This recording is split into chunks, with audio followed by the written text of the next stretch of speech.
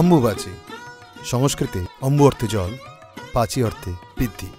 পঞ্চতত্ত্বের মতোই হিন্দু ধর্মের সমস্ত কিছুই প্রকৃতি আর পুরুষের সাথেই যুক্ত। কৃষিভিত্তিক দেশ ভারতবর্ষ। প্রখর উত্তাপের পর বর্ষার আগমন, ধরিত্রী মাও সিক্ত হয়ে ওঠে, নতুন করে জল বৃদ্ধি পায়, নতুন রূপে বীজ ধারণের উপযুক্ত হয়ে ওঠে। ঠিক যেভাবে রজস্বলা হয়ে নতুন সৃষ্টির বা সন্তান ধারণের জন্য উপযুক্ত হয়ে ওঠেন একজন নারী। অম্বুবাচী মূলত দেবী কামাখ্যা রজস্বলার সঙ্গে সম্পর্কিত একটি পার্বণ বলেই আমরা জানি। এই সময় দেবী ঋতুমতী হন বলে বিশ্বাস করা হয়। এই সময় মন্দির বন্ধ থাকে এবং ভক্তরাও দেবীর দর্শন পান না। কিন্তু এখানেই শেষ নয়।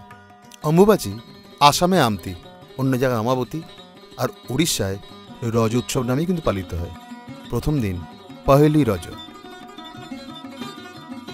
যেন ধরিত্রীরূপেই একজন সদ্য কুমারী নতুন জামা পরে পায়ে আলতা দিয়ে দোল খাচ্ছেন। দ্বিতীয় দিন হল রজ সংক্রান্তি, মেয়েটির বিশ্রামের দিন, সবকিছুর থেকে তার ছুটি। তৃতীয় দিন ভূমিদহন, অর্থাৎ কুমারী রূপে ধরিত্রীর আবার কাজে ফেরার সময় হয়ে আসছে, যদিও আরেকটু বিশ্রাম চাই। অবশেষে আসে বসুমতী স্নান।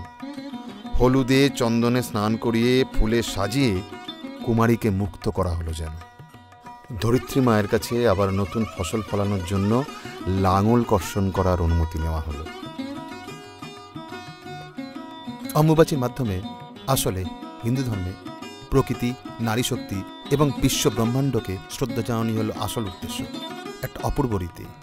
ওই যে আগেই বললাম, হিন্দু ধর্ম আসলে বিশ্ব ব্রহ্মাণ্ড এবং প্রকৃতির সঙ্গে অঙ্গাঙ্গিভাবে জড়িত। প্রতিটা বিষয় ভীষণভাবে বিজ্ঞানসম্মত, অথচ সাধারণ মানুষের জীবনের সাথে একেবারে মিলেমিশে থাকা।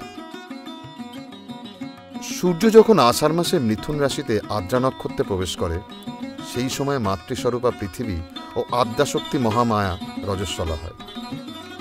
এটাই শুরু। তারপর আরও 3 দিন শুধু বস্ত্র ঢাকা রেখে, অবশ্যই চোখ মুখ ছেড়ে, অনাড়ম্বর ভাবে ও একান্তে দেবীর নিত্য সেবা, পূজা, জপ, ধ্যান সমস্ত কিছুই কিন্তু শাস্ত্রমতে একেবারেই প্রযোজ্য। বামকেশ্বর তন্ত্রে বলা হয়েছে, আষাঢ়ে প্রথমে দেবী অম্বুবাচী দিনত্রয়ম সঙ্গপন গৃহে দেবীং স্থাপয়দ বস্ত্রবেষ্টনে রাত্রেও মহানিশা যোগে পঞ্চাচারেন দেশিকা পূজবিত্বা বলিং দত্ত্বা হোময়িত্বা বিহারেত। অর্থাৎ এক কথায় দেবীকে বিশেষভাবে যত্ন রাখা, বরং এই সময় মন্ত্র জপ, ধ্যান আরও বেশি সফল এবং কার্যকরী হয়ে ওঠে। অনেকের ধারণা এই 3 দিন দেবী অশুচি বা অস্পৃশ্য থাকে, তাই নিত্য পূজা অবধি বন্ধ করে দেন। এমন বিধান কিন্তু কোনো শাস্ত্রেই নেই। চতুর্থ দিনে বরঞ্চ পঞ্চতত্ত্বে দেবীর পূজা করে হোমযজ্ঞ দ্বারা দেবীকে ভোগ নিবেদনের কথাই শাস্ত্রে বলা হয়েছে। আপনার বাড়ির কুমারী মেয়েটাকেও কি অস্পৃশ্য অশুচি করে রাখেন? নিশ্চয়ই নয়।